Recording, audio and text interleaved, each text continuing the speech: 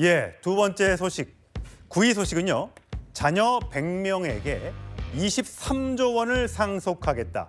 요즘 많이 쓰이고 있는 비밀 메신저 텔레그램 CEO의 파격 선언 이야기입니다.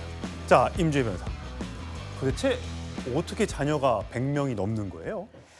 이 텔레그램 CEO의 파격 선언이 화제가 되고 있는데요. 지금 자녀가 106명이다 이렇게 얘기가 나오고 예. 있어요. 이 중에 이제 본인이 이제 파트너를 통해서 얻은 자연 임신으로 얻은 자녀가 6명이고요. 예. 그 외에 자녀 100명은 그러니까 12개국에 퍼져 있는데 이것은 정자기증을 통해서 내 자녀다라고 지금 인정을 하고 있는 것입니다. 정자를 기증해서 전 세계에 100명. 그러니까 본인은 누구에게 나의 정자가 갔는지 알고 있나 보죠?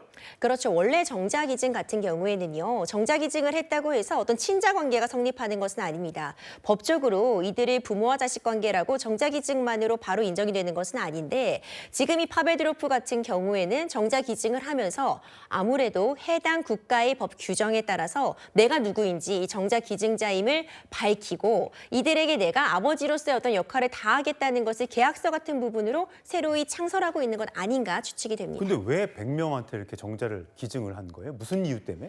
뭐 정확한 이유는 알 수 없겠지만 아마도 이렇게 정자기증을 통해서 현대사회에서는 어떤 건강상의 이유라던가 어떤 공해 같은 부분 때문에 임신이 어려운 사람들이 많기 때문에 내가 이렇게 정자를 기증하는 것이 어떤 시민으로서의 의무다라는 취지다라는 인터뷰도 있었거든요. 본인이 잘났다. 본인의 어떤 그 정자를 많이 퍼뜨리겠다 뭐 이런 뜻인 것 같은데 우리나라에서는 도대체 이런 일은 뭐 법적으로도 가능하지 않을 것 같고 윤리적으로도 가능할 것 같지 않은데 이 자녀들 상속 재산을 다 골고루 나눠주겠다. 언제부터 나눠주겠다는 거예요? 그러니까 지금으로부터 30년 이후 적어도 2055년도 이후에 상속재산 분배가 가능하도록 할 것이며 자녀들이 만 30세가 된 이후에야 어떤 재산을 받을 수 있도록 하겠다라는 취지를 또 덧붙여놨습니다. 그러니까 자녀들이 본인의 역량에 따라서 자발적으로 성장할 수 있는 기회를 충분히 제공할 것이다라는 취지도 담겨 있는데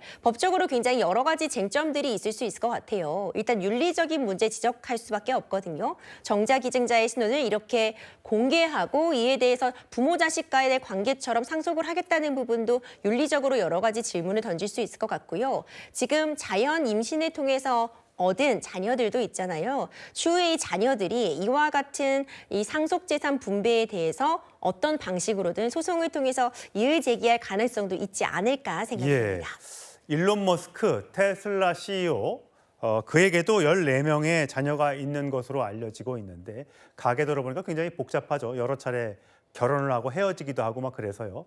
이렇게 4명의 여성으로부터 14, 13, 14명, 한 명 더 있다라고 지금 2025년에 추정이 되고 있는 한 명의 더 자녀가 있는데 과연 이들 자녀한테도 일론 머스크가 거의 전 세계 1, 2위를 다투는 부자이기 때문에 그 재산 상속은 또 어떻게 갈지 궁금해집니다.